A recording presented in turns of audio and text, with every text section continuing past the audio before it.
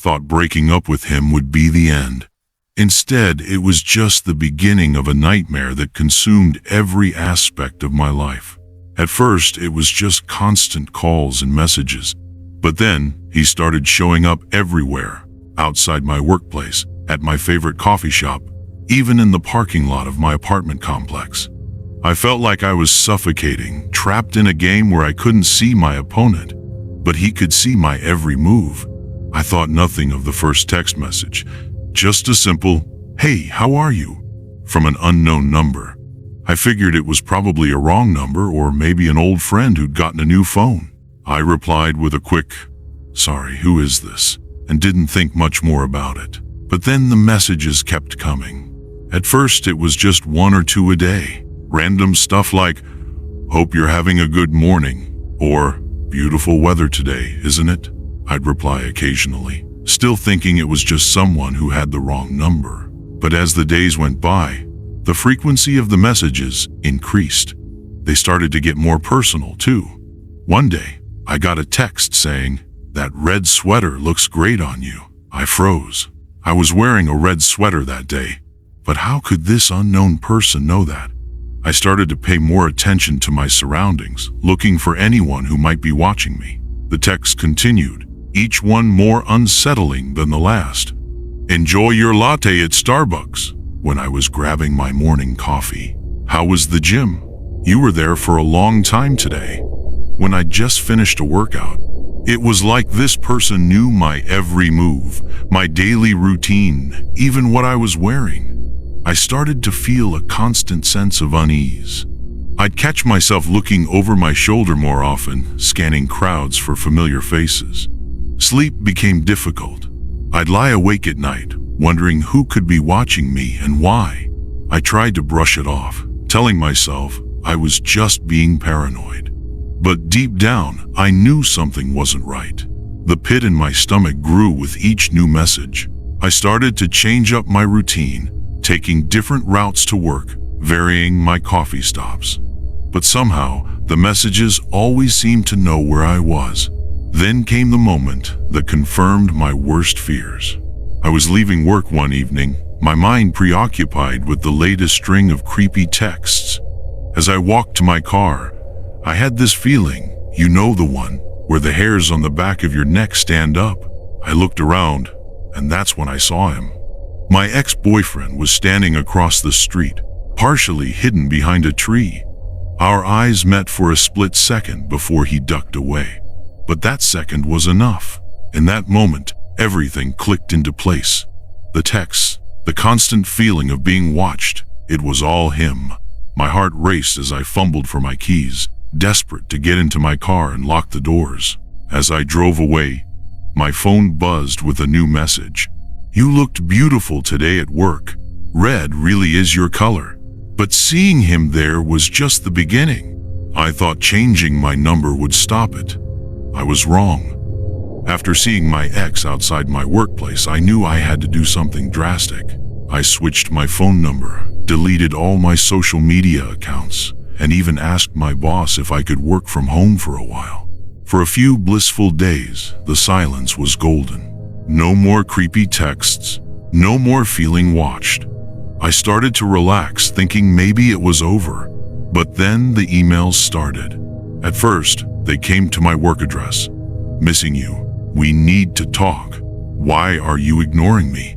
I blocked the sender, but new addresses kept popping up. It was like playing whack-a-mole with my inbox.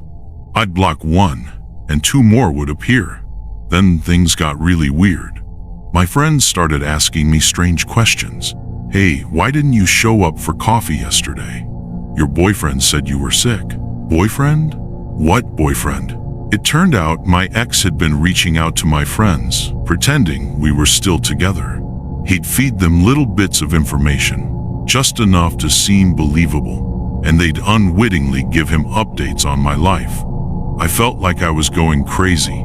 Every time my phone buzzed, my heart would race. I'd jump at sudden noises, always expecting to see him standing there. I stopped going out with friends because I couldn't trust who might be feeding him information. My world started to shrink, and I felt more alone than ever. One night, I was sitting at home, scrolling through Netflix, when I heard a noise at my window. I froze, my whole body going cold. There was a scratching sound, then a soft thud. I crept to the window, heart pounding, and peeked through the curtains. There, on the fire escape, was a small package wrapped in brown paper.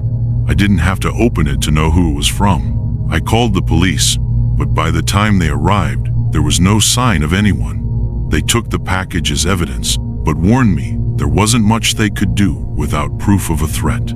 I spent that night at a friend's house, too scared to be alone in my apartment. The next morning, I returned home to find my door slightly ajar.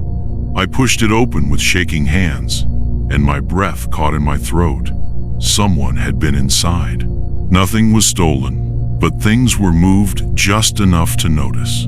A photo frame turned slightly, a book out of place on the shelf. With nowhere left to hide, I knew I had to take action. This game of cat and mouse had gone on long enough, and it was time to fight back. Have you ever felt like the walls were closing in, but not in a metaphorical sense? Like someone was literally shrinking your world bit by bit until there was nowhere left to turn? That's where I found myself, and the note on my pillow was the final straw. I stared at the piece of paper, my hands shaking. "I'll always be watching," it read in a messy scrawl. My ex had been in my bedroom while I was at work. The thought made me sick to my stomach. I frantically checked every room, every closet, half expecting him to jump out at any moment. But he was gone, leaving only that chilling message behind. The next few days were a blur of panic and sleepless nights. I installed new locks, but they felt useless. He'd already proven he could get in whenever he wanted. I started sleeping with a kitchen knife under my pillow, jumping at every sound. His behavior got even worse. He'd leave gifts on my doorstep, wilted flowers, old photos of us together, even a dead bird once. I'd find my car tires slashed or my mail stolen. It was like he was trying to show me that nowhere was safe, that he could get to me anytime he wanted. I went to the police again, desperate for help. I showed them the note, the photos of the gifts, everything, but they just looked at me with pity and told me there wasn't much they could do without concrete evidence of a threat. One officer even suggested I was overreacting, that maybe my ex was just having a hard time letting go. I left the station feeling more alone than ever. I didn't know it then, but my experience was sadly common. Research shows that many stalking victims face significant barriers when seeking help, including a lack of understanding from law enforcement and the legal system. This often leads to feelings of isolation and helplessness, which was exactly how I felt. As the days went by, I realized I was in real danger. I remembered reading that approximately 76% of female homicide victims were stalked in the year prior to their deaths. That statistic kept playing in my head on repeat. I knew I had to do something, but I felt trapped. Then came the night that changed everything. I woke up to the sound of breaking glass. My ex was in the house, stumbling, drunk and angry. I could hear him calling my name, his voice getting closer. I grabbed my phone and the knife from under my pillow and locked myself in the bathroom. My hands were shaking so badly I could barely dial 911. I'll never forget those terrifying minutes, huddled in the bathtub, listening to him pound on the door. When the police finally arrived, they found him passed out in the hallway. As they led him away in handcuffs, our eyes met. The look in his eyes chilled me to the bone. I knew then that this wouldn't end until one of us was gone, and I was determined it wouldn't be me. They say the best defense is a good offense, but when your opponent is a deranged stalker, the rules of engagement aren't so clear-cut. I was about to embark on a dangerous game of cat and mouse, where one wrong move could cost me everything. I knew I had to take control of the situation. No more cowering in fear, no more waiting for him to make the next move. I started by documenting everything, every text, every email, every gift left on my doorstep. I kept a detailed log of every time I saw him or suspected he was nearby. It was exhausting, constantly being on high alert.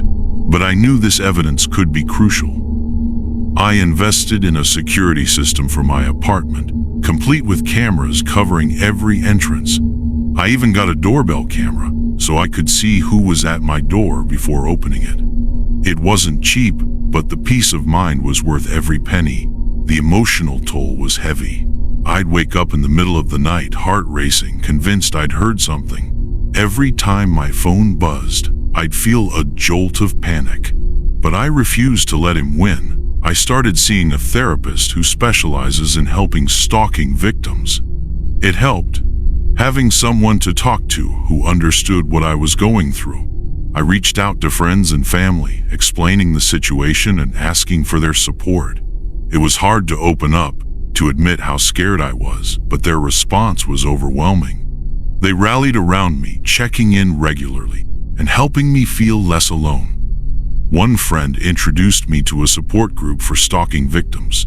It was eye-opening to hear other stories and strategies. One woman shared how she'd used call-blocking apps to filter out her stalker's constant attempts at contact. Another talked about the importance of varying her routine to make it harder for her stalker to predict her movements. As I gathered more evidence and built my support network, I felt stronger. I was still scared, but I was also angry. Angry that he thought he could control my life. Angry that I'd let fear isolate me for so long. Then came the day I'd been both dreading and hoping for. I was leaving work when I spotted him across the street, just like that first time. But this time, I was ready. I calmly took out my phone and started recording, narrating everything I saw. He realized what I was doing and took off, but not before I got clear footage of him. I went straight to the police station. This time, armed with months of documented evidence and the video, they listened. They agreed it was enough to make an arrest. I felt a mix of relief and terror as they assured me they'd pick him up that night. The call came at 2 a.m.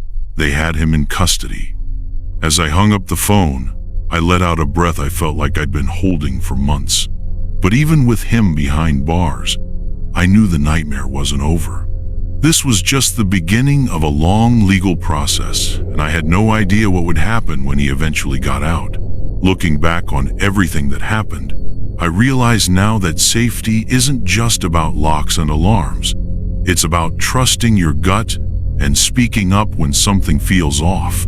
For so long, I doubted myself, thinking maybe I was overreacting. But that hesitation nearly cost me everything. If you're watching this and something in my story feels familiar, please don't ignore it. Learn the warning signs of stalking. They can be subtle at first. Excessive texts, unexplained gifts, always, coincidentally, running into someone. Trust your instincts if something feels wrong. And if you know someone going through this, believe them, support them. The isolation of being stalked is overwhelming. Sometimes just having someone listen can make all the difference. Remember, nearly 60% of stalking victims feel fearful, and over 30% experience significant distress. You could be the lifeline they desperately need. Don't let fear silence you. There are resources out there, like the National Domestic Violence Hotline. They can help with support, legal advice, and safety planning. Stay safe out there, and look out for each other. Thank you for watching. If this story resonated with you, remember that you're not alone. Stalking is a serious issue, but there are steps you can take to protect yourself and seek help. Always trust your instincts, document everything, and reach out to trusted friends, family, or organizations for support. If you found this story compelling, please like, share, and subscribe for more true horror tales that shine a light on the dark corners of reality. And don't forget to turn on notifications so you never miss an update. Stay vigilant, stay safe, and take care.